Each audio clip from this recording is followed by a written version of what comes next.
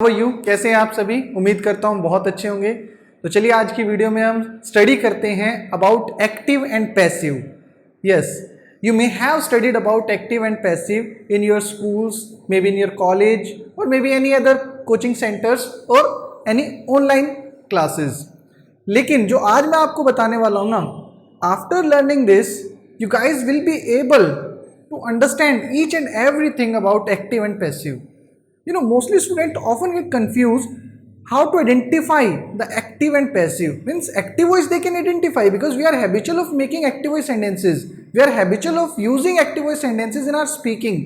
But the point is this कि जब हम passive voice की बात करते हैं, उसको speaking में यूज करने की बात करते हैं, तो confusion create हो जाती है।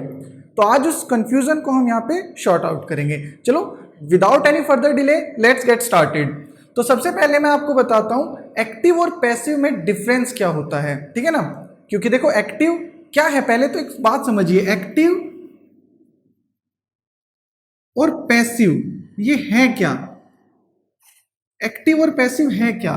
देखो एक्टिव और पैसिव कोई एक पर्टिकुलर चैप्टर नहीं है।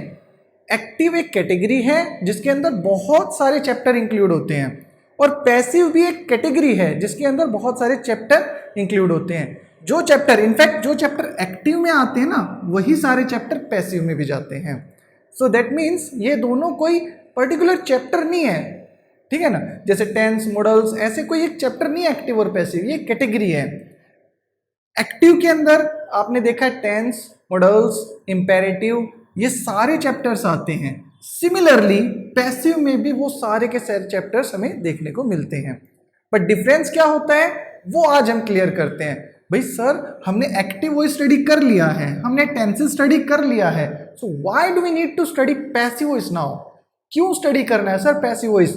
Late me tell you the reason why should we study passive voice, ठीक है। चलिए let's start.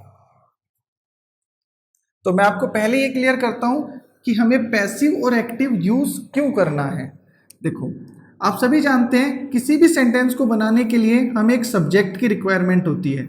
We need a subject. Yes, subject क्या होता है, कर्ता, जो सेंटेंस की बिगनिंग में होता है ना, सब्जेक्ट। अब सब्जेक्ट देखो, अगर आप एक सेंटेंस लिखता हूं पूरा, उससे आपको और ज्यादा क्लियर हो जाएगा। जैसे वह खाना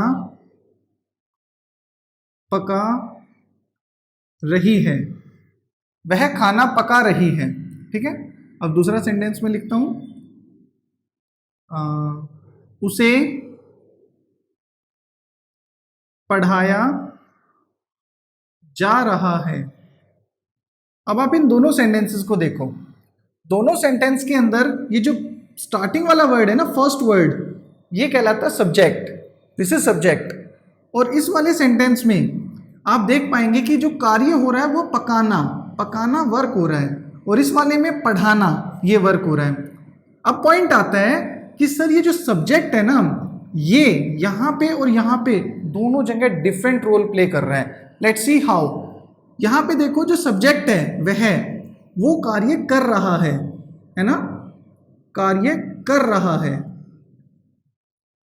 सब्जेक्ट जो है वो कार्य कर रहा है, और यहां पे सब्जेक्ट के ऊपर कार्य हो रहा है। ध्यान से पढ़ेंगे तो समझ में आ जाएगा। सब्जेक्ट के ऊपर कार्य हो रहा है, मतलब यहां पे खाना वो पका रही है और यहां पे उसे पढ़ाया जा रहा है। वैसे this is the slight difference between active and passive. जहां पे कार्य सब्जेक्ट करता है वो एक्टिव वॉइस कहलाता है, और जहां पे सब्जेक्ट के ऊपर कार्य होता है वो पैसिव वॉइस कहलाता है। That's a simple difference. Understood. Again I am repeating, अगर समझ में नहीं आया तो दोबारा सुनिए कि सब्जेक्ट जो होता है अगर वो कार्य कर रहा है, that means here you can study वह खाना पका रही है, तो यहाँ पे वह काम कर रही है। जैसे अभी मैं आपको पढ़ा रहा हूं तो मैं सब्जेक्ट हूं, तो मैं यहाँ पे सब्जेक्ट हूं, मैं कार्य कर रहा हूं, तो ये एक्टिव वॉइस सेंटेंस है।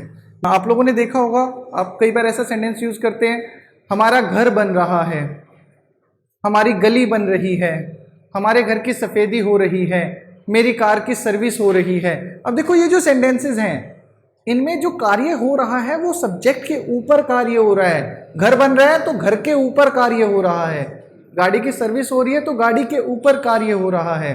सो इस तरीके के जो सेंटेंसेस होते हैं ना guys, we just translate them into passive voice, इनका कोई और ऑप्शन नहीं होता है। ठीक है, तो अब आपको ये क्लियर हो गया है होपफुली कि एक्टिव और पैसिव में डिफरेंस क्या होता है। बस यही एक डिफरेंस याद रखो और कुछ पढ़ने की जरूरत नहीं है आपको, सिर्फ यही एक डिफरेंस याद रखो।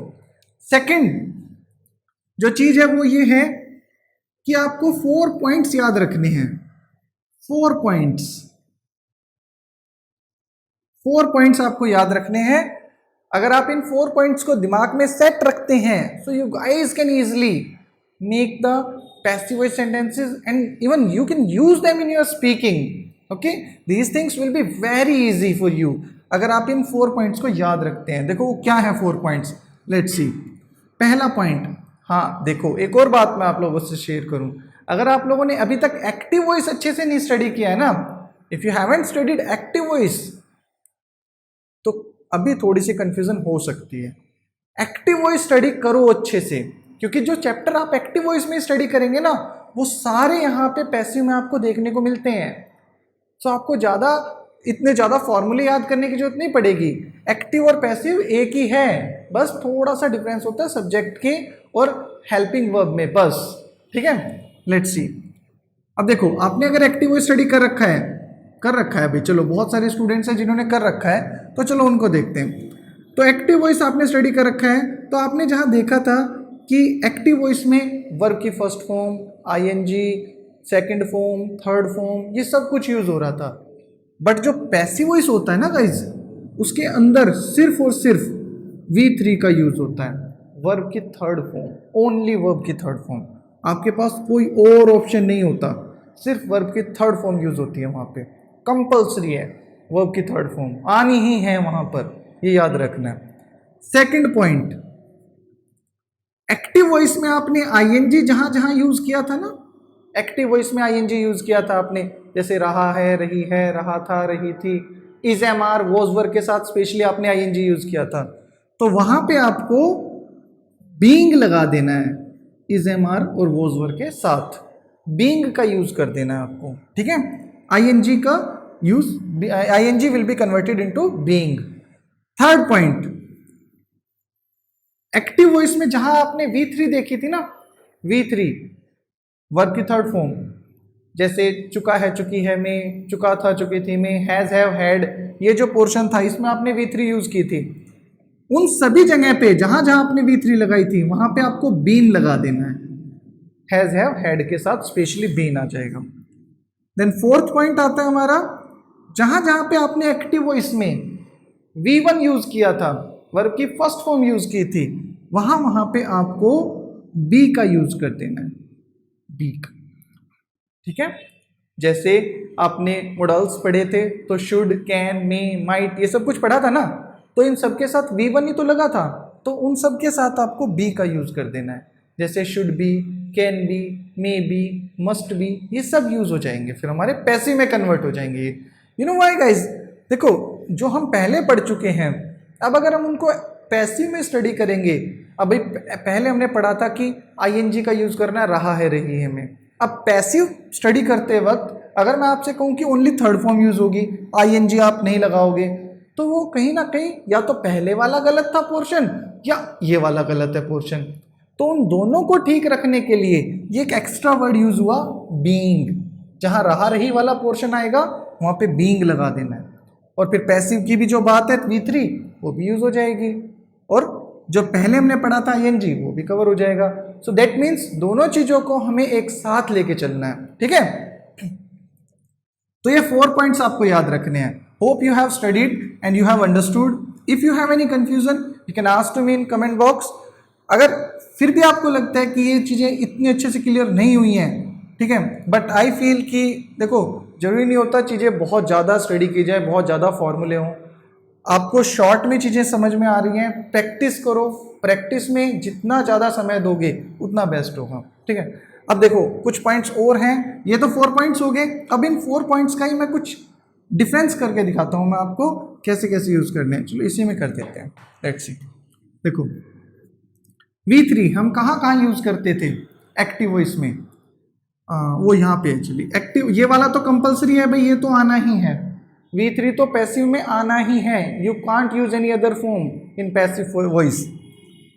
पॉइंट करते हैं ING हम कहाँ कहाँ यूज करते थे। देखो हम इज, एम, आर, वॉज, वर, इन सभी के साथ हम ING का यूज करते थे एक्टिव वॉइस में। अगेन आई एम रिपीटिंग, इन सभी के साथ हम V1 प्लस ING का यूज करते थे एक्टिव वॉइस में।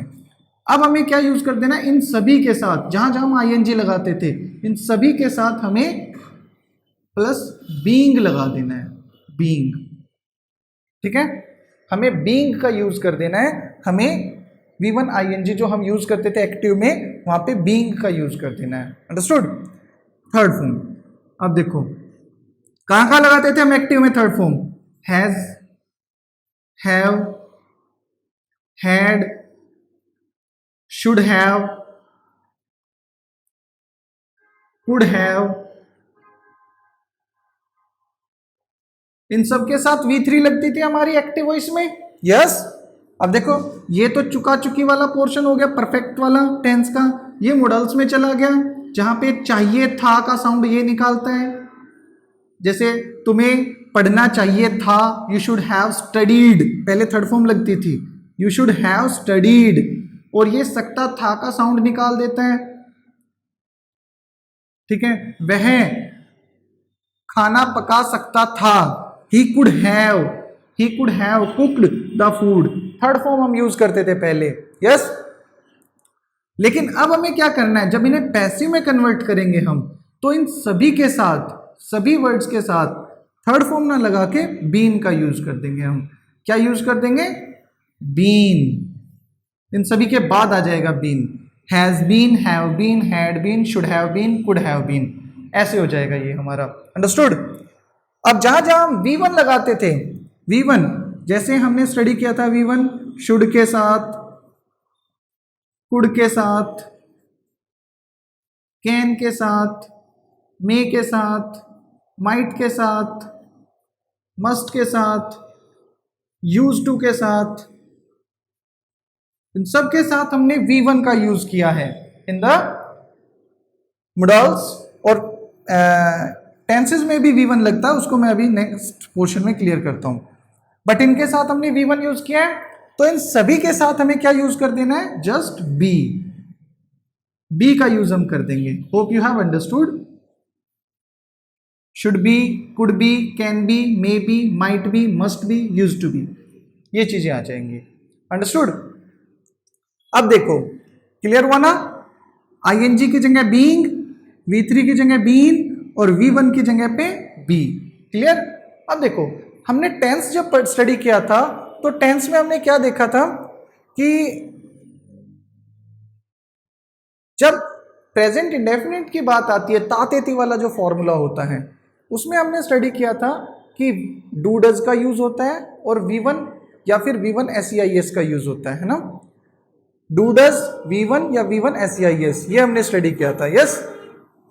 अब देखो उसकी जगह हमें क्या यूज करना है। लेट्स सी, इसे रब कर दूं, शुड आई रब इट? ऊपर वाले को रब कर देते हैं तो याद रहेगा, फिर आसानी से आप देख पाएंगे। देखो हमने देखा था डू और डज, ये नेगेटिव में यूज होते हैं, बट जो एफर्मेटिव में इन्हीं का ही पार्ट यूज होता है, वो होता है V1 या V1S या ES। ये तातेती में यूज होते हैं दोनों पोर्शन। अब इनकी जगह पे मीन्स इनको रिप्लेस कर देगा क्या? सिर्फ is am are. Is am are आप लगा देंगे पैसिव में, और V3 इसमें ऐड हो जाएगी। डू डज और V1 SEIS को रिप्लेस करेगा इज एम आर, V3 का यूज हम कर देंगे। सेंटेंस बना के देखते हैं एक, जैसे मुझे पढ़ाया जाता है, मुझे पढ़ाया जाता है, जैसे ये सेंटेंस आ गया, मुझे पढ़ाया जाता है। अब देखो इस सेंटेंस के अंदर आप देखें तातेती आया हुआ है, तो माइंड जाएगा डू डज में से या ऐसे या इसमें से कुछ एक आएगा नहीं। अब आप देखो सब्जेक्ट जो है वो कार्य करता है या सब्जेक्ट के ऊपर कार्य होता है। मुझे पढ़ा नहीं रहा किसी को, मुझे पढ़ाया जाता है। तो I am taught, third form लगा दो टीच की, बन गया सेंटेंस आई एम टॉट। ठीक है। सिमिलरली डिड, पास्ट इंडेफिनिट जिसमें सेकंड फॉर्म लगती थी अफर्मेटिव में, उनके जगह पे रिप्लेस करेंगे हम वॉज वर से। वॉज वर का यूज हम कर देंगे यहाँ पे। ठीक है। V3 इसमें भी यूज होगा। एग्जाम्पल के तौर पे देखें, उसे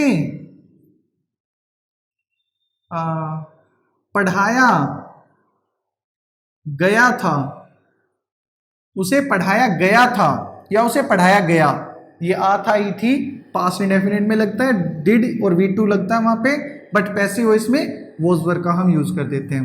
तो ये कैसे बनेगा, he was taught, he was taught. ठीक है गाइस, क्योंकि यहां पे भी देखो उसने नहीं पढ़ाना किसी को, उसे पढ़ाया गया था। गाइस बहुत सिंपल है आइडेंटिफाई करना, सब्जेक्ट को पढ़ो और देखो सब्जेक्ट काम कर रहा है तो एक्टिव वॉइस की तरह, सब्जेक्ट के ऊपर काम हो रहा है तो पैसिव वॉइस की तरह। ठीक है। सो गाइस ये था हमारा सिंपल सा पैटर्न एक्टिव और पैसिव स्टडी करने का। If you have any confusion again I am saying you can ask to me in comment box.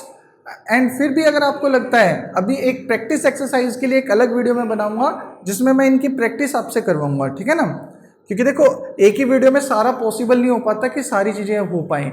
Practice exercise के लिए एक अलग वीडियो बनेगी। Hope you have understood. If you have any confusion so please right in comment box. Okay, thank you very much for watching this video. Hope you have enjoyed.